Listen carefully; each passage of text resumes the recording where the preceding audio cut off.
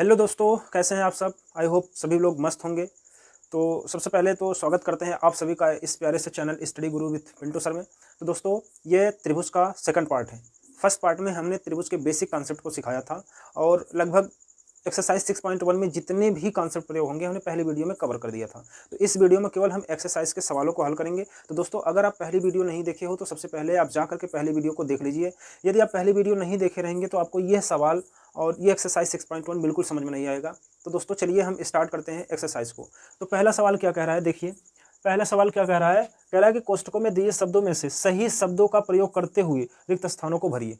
ठीक है, तो पहले सवाल में क्या कह रहा है, सभी वृत्त क्या होते हैं, सभी वृत्त सर्वांगसम होते हैं या समरूप होते हैं। सर्वांगसम तो नहीं होंगे, क्योंकि हमने पहले वीडियो में आपको समझा दिया था सर्वांगसम क्या होता है, समरूप क्या होता है। तो इस वीडियो में केवल और केवल सोल्यूशन बताएंगे दोस्तों। अगर आपको समझना है सर्वांगसम और समरूपता को तो पहली वीडियो जाकर के देख लीजिएगा। ठीक है, तो इसमें क्या होंगे, जब भी आप ध्यान दीजिएगा, जब भी एक आकृति की बात कही जाए, एक आकृति जैसे सभी वृत्त, जैसे सभी वर्ग, सभी आयत, ऐसे करके अगर कहा जाए तो समझ लेना वो क्या होते हैं, समरूप ही होते हैं। तो यहाँ पर कहा है सभी वृत्त क्या होते हैं। अब वृत्त चाहे छोटी हो और चाहे बड़ी हो, है तो वृत्त ये ना, देखो समान रूप का है, ये क्या होता है, समरूप होता है। क्या होता है, समरूप। ठीक है, तो इसमें क्या भरा जाएगा, समरूप भरा जाएगा। चलिए अब नेक्स्ट क्वेश्चन में देखिए, सभी वर्ग होते हैं। अभी हमने बताया ना, अगर समान आकृति रहेगी, आकृति क्या होगी, समान रहेगी, तो सब क्या होंगे, समरूप होंगे। जैसे सभी वर्ग, सभी वर्ग, वर्ग तो वर्ग ही होंगे ना। ठीक है, तो यहाँ पर अगर जो हम आपको दो रोल बताए थे, अगर रोल के हिसाब से चलोगे तो भी आप देखेंगे तो भैया वर्ग के चारों भुजाएं बराबर होते हैं। अगर वर्ग है, ये मान लेते हैं एक सेंटीमीटर का है, और ये वर्ग है और इस वर्ग को मान लेते हैं 2-2 सेंटीमीटर का है, तो भुजाओं का अनुपात क्या है, समान है कि नहीं है, 1/2, 1/2, 1/2, 1/2। और कोण देखोगे तो कोण का मान भी क्या होगा, समान ही होगा, इसलिए ये क्या होंगे, समरूप होंगे। समझ गए, तो यहां पर क्या होगा, समरूप। अच्छा, अब तीसरे सवाल में देखिए, सभी त्रिभुज समरूप होते हैं। कौन से त्रिभुज, समबाहु त्रिभुज नहीं, सॉरी समद्विबाहु त्रिभुज नहीं, समबाहु त्रिभुज क्या होते हैं, समरूप होते हैं। समबाहु त्रिभुज का मतलब जिनकी प्रत्येक भुजा क्या हो, समान हो, जिनकी प्रत्येक भुजा क्या हो, समान हो। ठीक है, क्या होते हैं, समबाहु। इसमें क्या भरा जाएगा, सभी समबाहु त्रिभुज, समबाहु त्रिभुज क्या होते हैं, समरूप होते हैं। ठीक है दोस्तों, चलिए अब इसके बाद नेक्स्ट क्वेश्चन को देखिए। नेक्स्ट क्वेश्चन में क्या कह रहा है, भुजाओं की समान संख्या वाले दो बहुभुज समरूप होते हैं यदि उनके संगत कोण क्या होने चाहिए। ये दोनों नियम ही है, जो हमने नियम लिखवाए थे ना समरूपता के, वही दोनों नियम है। तो संगत कोण क्या होने चाहिए, बराबर होने चाहिए, और उनकी भुजाओं का अनुपात भी बराबर होना चाहिए। भुजाओं का अनुपात बोले तो उनके संगत भुजाएं क्या होनी चाहिए, समानुपाती होनी चाहिए। पहले में ए भरा जाएगा और दूसरे में ए भरा जाएगा। ठीक है, समानुपाती होने चाहिए, समानुपाती हो। ठीक है, इसके बाद यहाँ पर सवाल में क्या कह रहा है, निम्नलिखित युग्म के दो भिन्न भिन्न उदाहरण दीजिए। दो भिन्न भिन्न उदाहरण दीजिए, समरूप आकृति के उदाहरण देने हैं। तो समरूप आकृति के उदाहरण दो देने हैं, तो एक हम मान लेते हैं त्रिभुज, समबाहु त्रिभुज। कौन सा, समबाहु त्रिभुज। चलो यहाँ पर मैं बना देता हूँ, ये है समबाहु त्रिभुज। एक ये ले लिया और एक बड़ा सा ले लिया। ठीक, अब यहाँ पर हम समबाहु त्रिभुज के अंतःकोण कितने होते हैं, 60-60 अंश होते हैं। ये 60 अंश, ये 60 अंश, ये 60 अंश।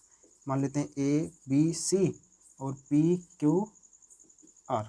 यहाँ भी ये होगा 60 अंश, यहाँ भी होगा 60 अंश, और यहाँ भी होगा 60 अंश। इसका मान लेते हैं 1 सेंटीमीटर, 1 सेंटीमीटर, 1 सेंटीमीटर, इसका 2 सेंटीमीटर, 2 सेंटीमीटर और 2 सेंटीमीटर। और दूसरा उदाहरण देना चाहते हो तो दूसरा उदाहरण दे देना, एक छोटा वर्ग ले लो,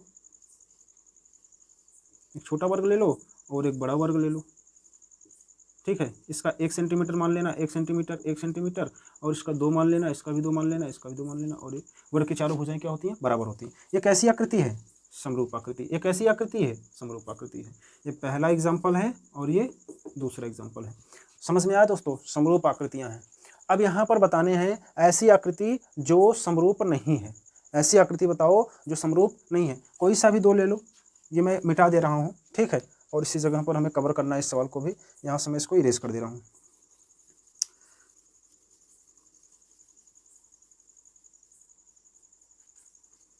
अब इसके बाद ऐसी आकृति बनानी है जो समरूप नहीं है, तो कोई सी आकृति बना दो।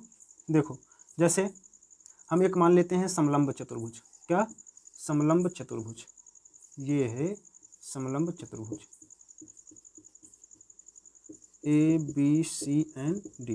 ठीक, ये हो गया समलंब चतुर्भुज। इसके बाद एक वर्ग मान लेते हैं। ये आकृति समान रूप का है? नहीं, ये समरूप नहीं है। इसका नामकरण कर दो ABCD या PQRS, जो भी लिखना है लिख दो।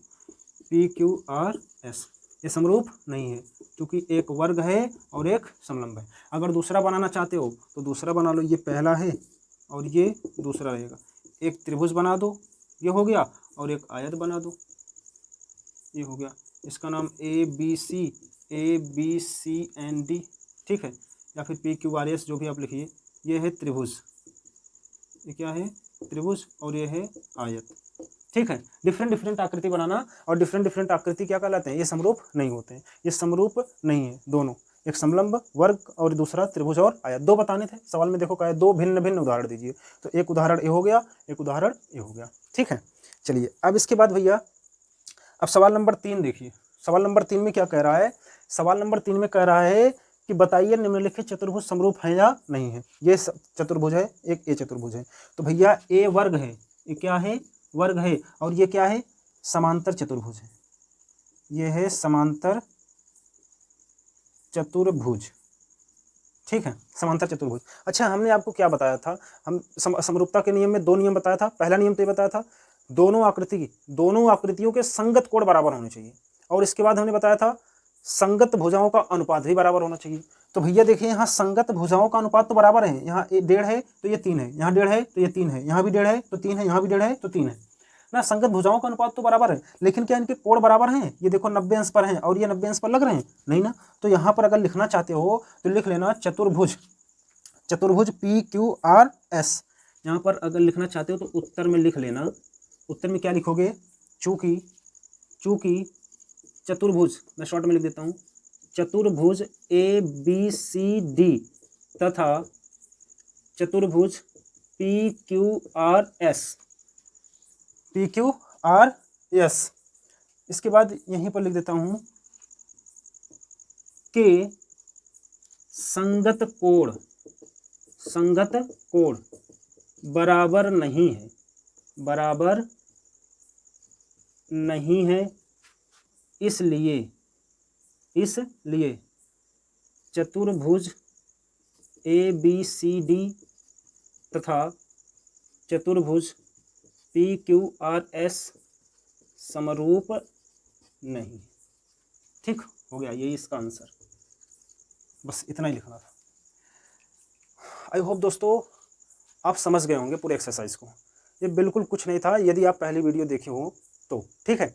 तो अब हम नेक्स्ट वीडियो में, अब एक्सरसाइज 6.2 का एक प्रमेय है, 2 प्रमेय है उसमें, एक 6.1 और एक 6.2, जिसको प्रमेय नंबर 6.1 को थेल्स का प्रमेय भी कहते हैं।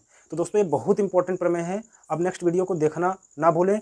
तो यदि आपको ये वीडियो अच्छी लगी हो तो दोस्तों लाइक कर दो और दोस्तों तक अपने पहुंचा दो, ठीक है। और अगर चैनल पर नए हो तो चैनल को सब्सक्राइब जरूर करो। तो अब मिलते हैं हम नेक्स्ट वीडियो में, तब तक के लिए जय हिंद, जय भारत।